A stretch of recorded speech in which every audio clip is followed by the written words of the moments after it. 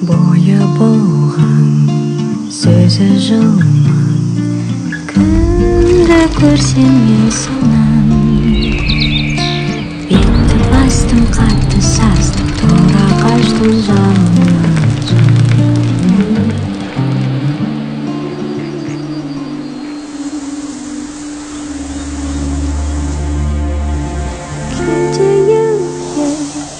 Keselim zor, ağlamaydan sonra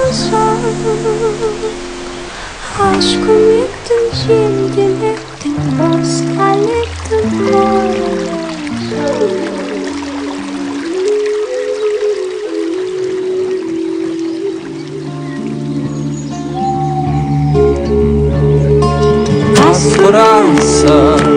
Mal Fransa,